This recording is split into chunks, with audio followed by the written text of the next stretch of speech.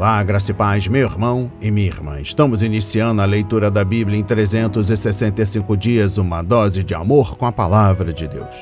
Hoje, no 194º dia, eu trago para a leitura e comentários bíblicos os livros 1 de Reis, capítulo 15, dos versículos 33 e 34, e capítulo 16. O livro do profeta Isaías, capítulo 46, e o livro do apóstolo Marcos, capítulo 9, dos versículos 2 a 50. Enquanto você pega o nosso kit de fé, bloco de anotação, caneta ou lápis, a Bíblia, tão importante quanto a sua leitura diariamente, fortalece a nossa fé e esperança e nos aproxima de Deus. Rapidamente, todos nós temos a necessidade de estarmos em comunhão com Deus diariamente. Comunhão esta através da leitura da Bíblia, ouvir os nossos devocionais. A Bíblia está cheia de promessas. Precisamos acreditar na palavra de Deus. A semente é a palavra de Deus. Alimente a sua fé. A sua palavra tem muito mais força do que as coisas contrárias. Estamos vivendo um tempo que devemos abrir os olhos. Satanás não está aqui para roubar o seu carro, a sua roupa, seu apartamento, celular, relógio. Ele vem para roubar esta semente agora, a palavra de Deus que está sendo semeada para a sua vida, a sua fé e os propósitos que Deus tem para você. Precisamos usar todos os recursos que Deus tem nos dado, incentivar a leitura da Bíblia. A Bíblia Sagrada nos faz gerar a fé, nos faz ter o alimento, a cura, a restauração. A compreensão da palavra vem através da revelação pelo Espírito Santo. Senhor, revele a compreensão de sua palavra hoje e sempre, em nome de Jesus. Amém e graças a Deus. Se desconecte de tudo e permita que a palavra do Senhor adentre em vossos corações. Vamos para a leitura no livro 1 de Reis, capítulo 15, dos versículos 33 a 34 e capítulo 16. O reinado de Baasa de Israel.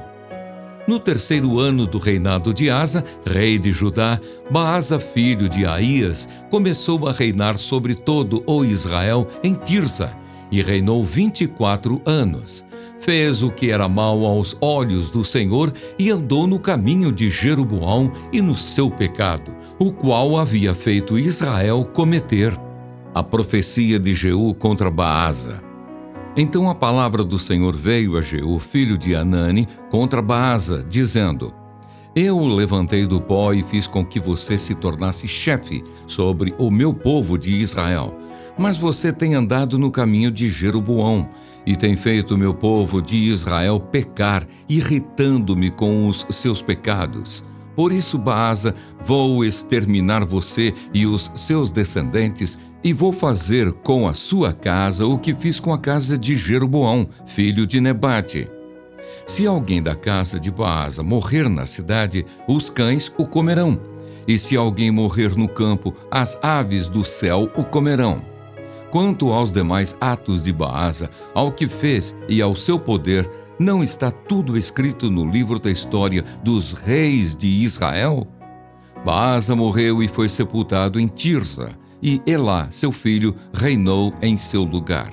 Assim, por meio do profeta Jeú, filho de Anani, a palavra do Senhor veio contra Baasa e contra a sua descendência, por todo o mal que ele havia feito aos olhos do Senhor, irritando-o com as suas obras e fazendo-se igual à casa de Jeroboão, e também porque matou a casa de Jeroboão.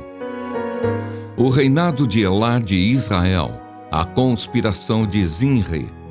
No 26º ano do reinado de Asa, rei de Judá, Elá, filho de Baasa, começou a reinar sobre Israel em Tirsa, e reinou 2 anos. Zinri, seu servo, comandante da metade dos carros de guerra, conspirou contra ele. Elá estava em Tirsa, bebendo e embriagando-se na casa de Arsa, seu encarregado em Tirsa. Zinri entrou na casa, atacou Elá e o matou, no 27º ano do reinado de Asa, rei de Judá. E Zinri reinou em lugar de Elá. Logo que começou a reinar e se assentou no trono, Zinri matou todos os descendentes de Baasa. Não lhe deixou nenhum do sexo masculino, nem dos parentes, nem dos seus amigos. Assim, Zinri exterminou todos os descendentes de Baasa, segundo a palavra do Senhor, anunciada por meio do profeta Jeú contra Baasa, por todos os pecados que Baasa e o seu filho Elá cometeram, e pelos pecados que fizeram Israel cometer, irritando o Senhor, Deus de Israel, com os seus ídolos. Quanto aos demais atos de Elá e a tudo o que ele fez, não está tudo escrito no livro da história dos reis de Israel?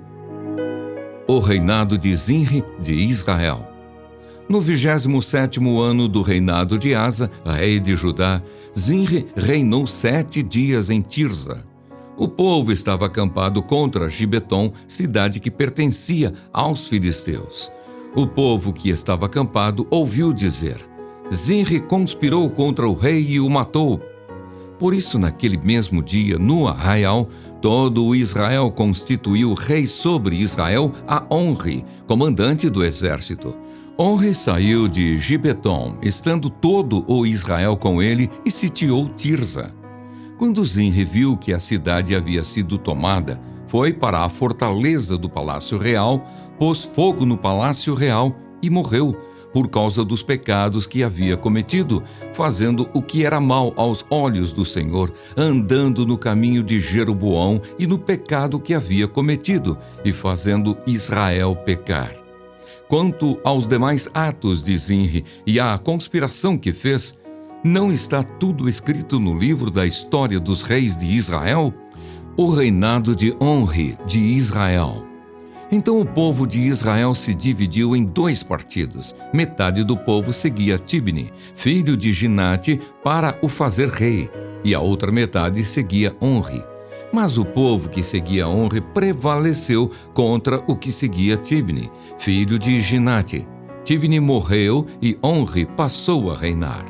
No 31º ano do reinado de Asa, rei de Judá, Onri começou a reinar sobre Israel e reinou 12 anos.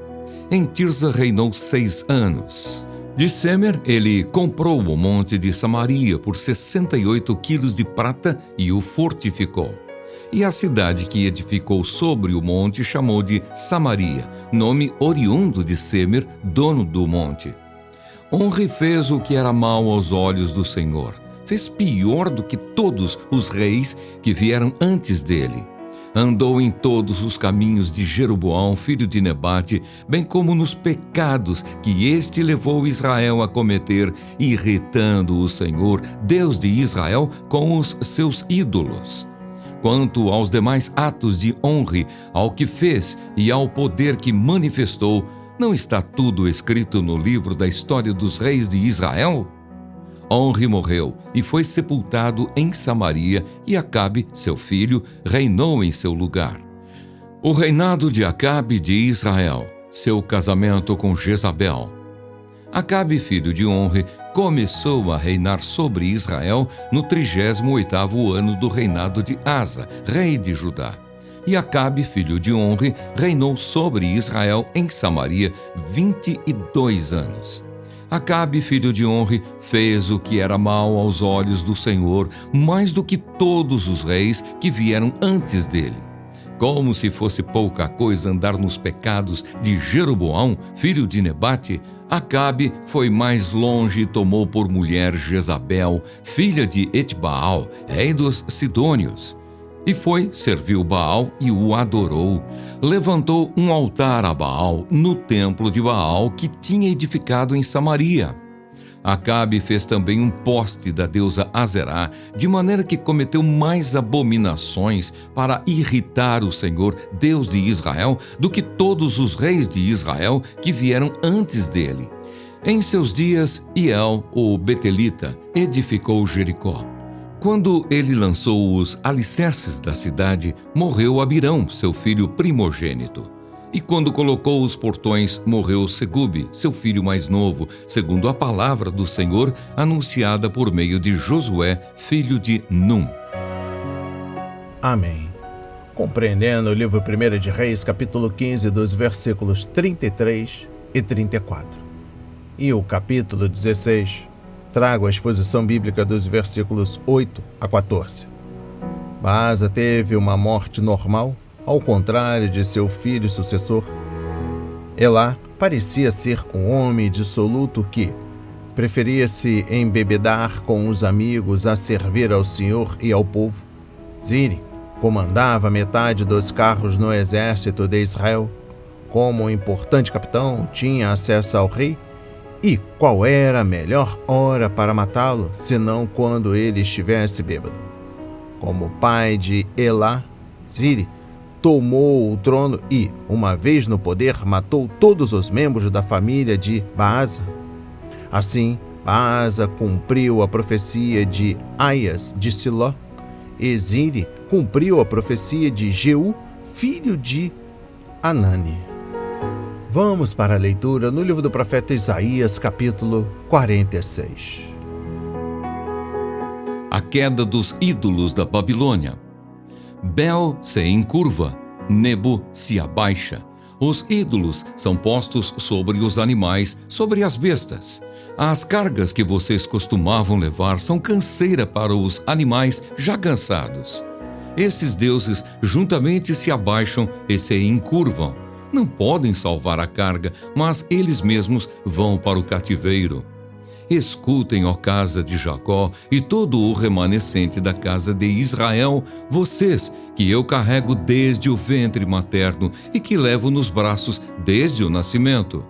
Até a velhice de vocês eu serei o mesmo, e ainda quando tiverem cabelos brancos eu os carregarei.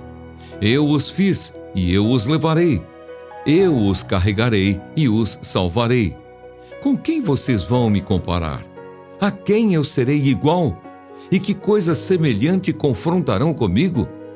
Os que gastam o ouro da bolsa e pesam a prata nas balanças, contratam um ourives para que faça um deus, e depois se prostram e se inclinam diante dele. Eles o põem sobre os ombros, levam-no e o põem no seu lugar, e aí ele fica. Do seu lugar não se move. Recorrem a ele, mas nenhuma resposta ele dá e não livra ninguém da sua tribulação. Lembrem-se disso e animem-se. Pensem a respeito disso, ó rebeldes. Lembrem-se das coisas passadas, das coisas da antiguidade, que eu sou Deus e não há outro. Eu sou Deus e não há outro semelhante a mim. Desde o princípio anuncio o que há de acontecer e desde a antiguidade revelo as coisas que ainda não sucederam. Eu digo, o meu conselho permanecerá em pé e farei toda a minha vontade. Chamam uma ave de rapina desde o Oriente. De uma terra longínqua vem o homem do meu conselho. Eu o disse e também o cumprirei. Fiz este plano, também o executarei. Escutem vocês de coração obstinado, que estão longe da justiça. Faço chegar a minha justiça, e ela não está longe. A minha salvação não tardará. Estabelecerei em Sião o livramento, e em Israel a minha glória. Amém. Compreendendo o livro do profeta Isaías, capítulo 46, exposição bíblica dos versículos 1 a 13. Os falsos deuses estavam envergonhados. Bel era o deus Sol babilônico e Nebo era seu filho, divindade da escrita e da aprendizagem. Mas nem os dois juntos puderam deter Ciro. Enquanto fugiam do inimigo, os babilônios tiveram de carregar seus deuses, mas os ídolos foram para o cativeiro com os prisioneiros de guerra. Diferentemente, Deus garante ao seu povo que ele irá levá-los do ventre materno ao túmulo. Eu encerro a compreensão do livro do profeta Isaías, capítulo 46, trago o versículo 13. Como é confortante saber que nosso Deus cuida de nós desde antes de nascermos, conforme Salmos 139, versículos 13 a 16, até quando envelhecermos, a cada momento de nossa vida nesse meio tempo. Aleluia! Vamos para a leitura no livro do apóstolo Marcos, capítulo 9, dos versículos 2 a 50. A transfiguração de Jesus. 6 dias depois, Jesus tomou consigo Pedro, Tiago e João e os levou, em particular, a sós, a um alto monte. E Jesus foi transfigurado diante deles. As suas roupas se tornaram resplandecentes, de um branco muito intenso, como nenhum lavandeiro no mundo as poderia alvejar. Apareceu Elias com Moisés e estavam falando com Jesus. Então Pedro, tomando a palavra, disse a Jesus: Mestre, bom é estarmos aqui. Façamos 3 tendas, uma para o Senhor, outra para Moisés e outra para Elias. Pois não sabia o que dizer por estarem eles apavorados. A seguir veio uma nuvem que os envolveu, e dela veio uma voz que dizia: Este é o meu filho amado, escutem o que ele diz. E de repente, olhando ao redor, não viram mais ninguém com eles, a não ser Jesus. A vinda de Elias. Ao descerem do monte, Jesus lhes ordenou que não divulgassem as coisas que tinham visto até o dia em que o Filho do Homem ressuscitasse dentre os mortos. Eles guardaram a recomendação, perguntando uns aos outros o que seria esse ressuscitar dentre os mortos. Então perguntaram a Jesus: Por que os escribas dizem ser necessário que Elias venha primeiro? Jesus respondeu: Elias, vindo primeiro, restaurará todas as coisas. Como então está escrito sobre o Filho do Homem, que sofrerá muito e será desprezado? Eu, porém, lhes digo que Elias já veio, e fizeram com ele tudo o que quiseram, como está escrito a respeito dele. A cura de um menino. Quando eles se aproximaram dos outros discípulos, viram numerosa multidão ao redor deles e os escribas discutindo com eles. E logo toda a multidão, ao ver Jesus, ficou surpresa e, correndo até ele, o saudava. Então Jesus perguntou: O que é que vocês estão discutindo com eles? E um, do meio da multidão, respondeu: Mestre, eu trouxe até o Senhor o meu filho, que está possuído de um espírito mudo.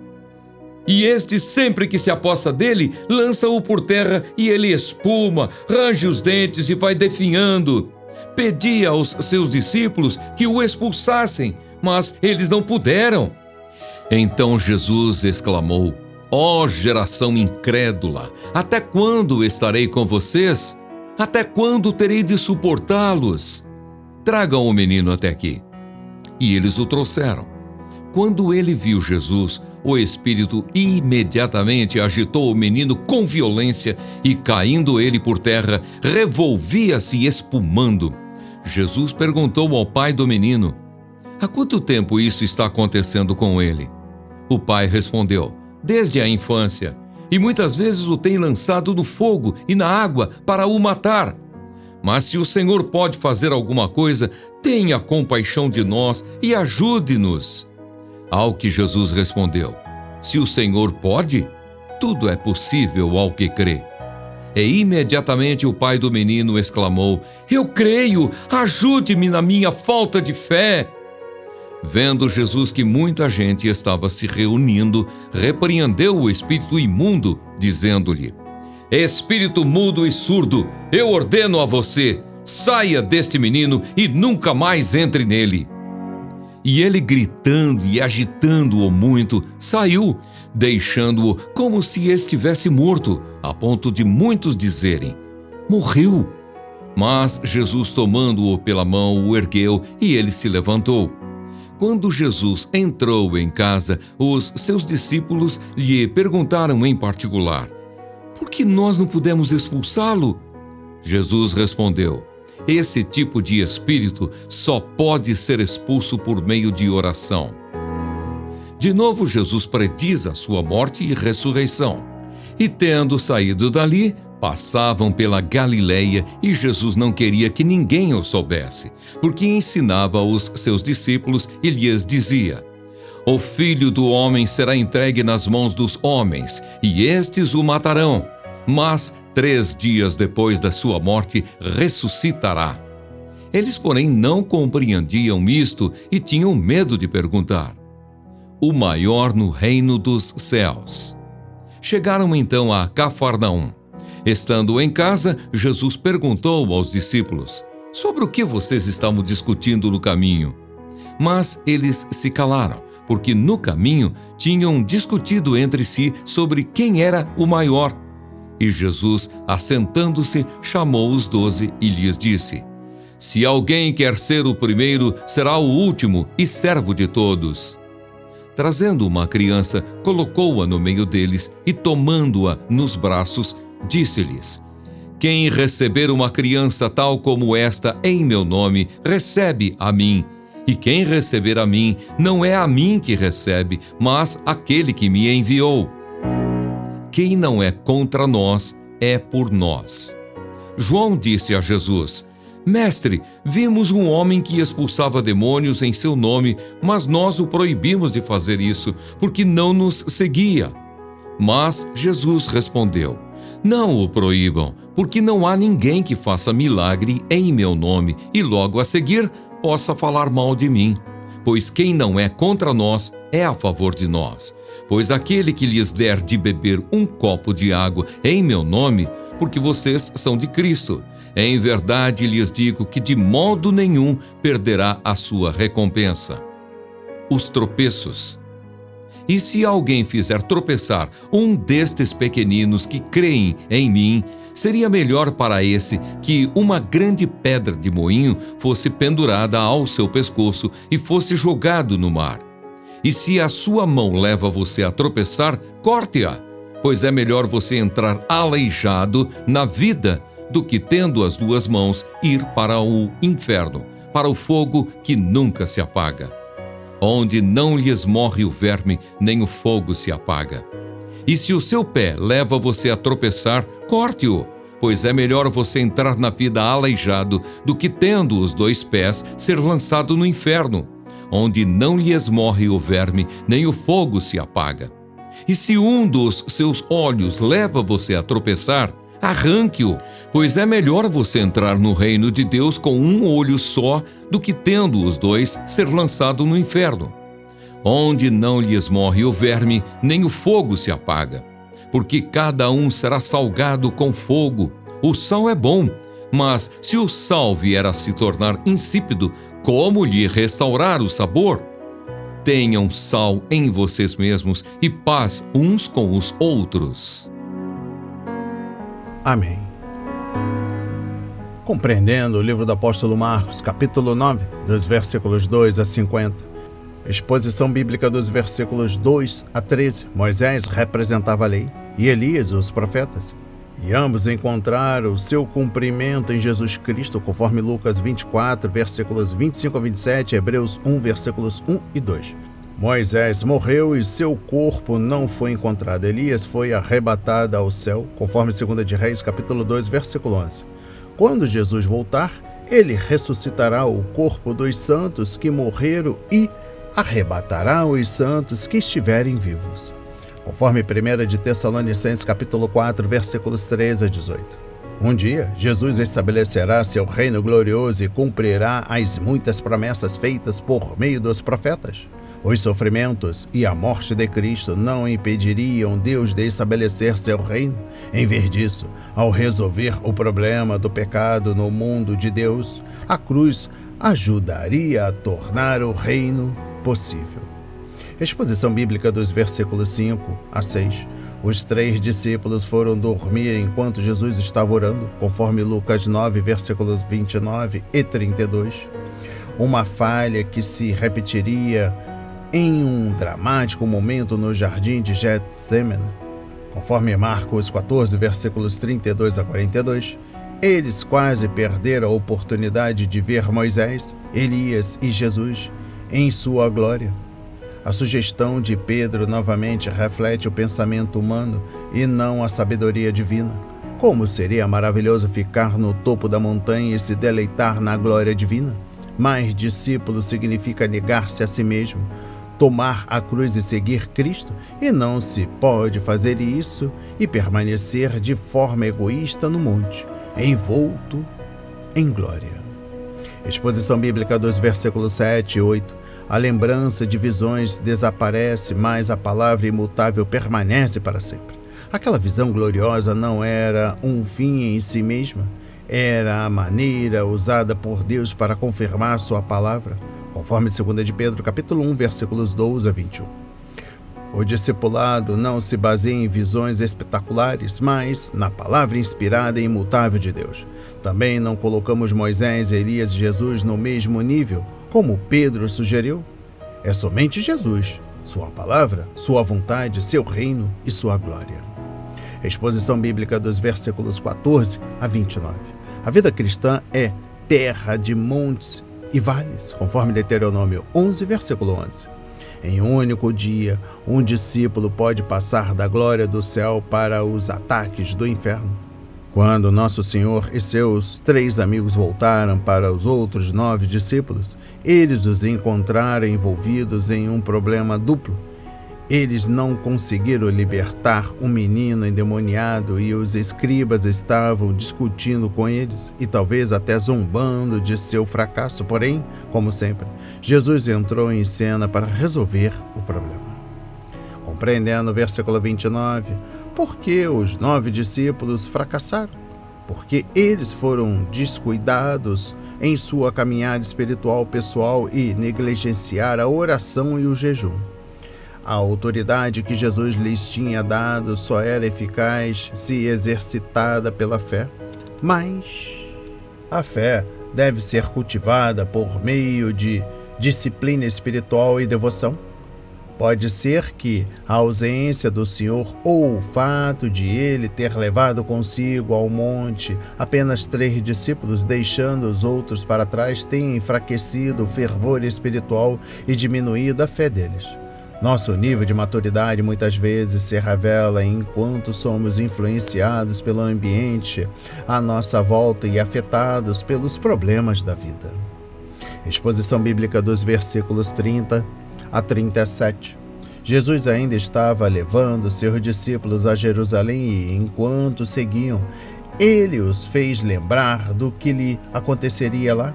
Observe que ele também os fez lembrar de sua ressurreição, mas eles não conseguiram entender o que seu mestre estava dizendo, conforme Mateus 17, versículo 9.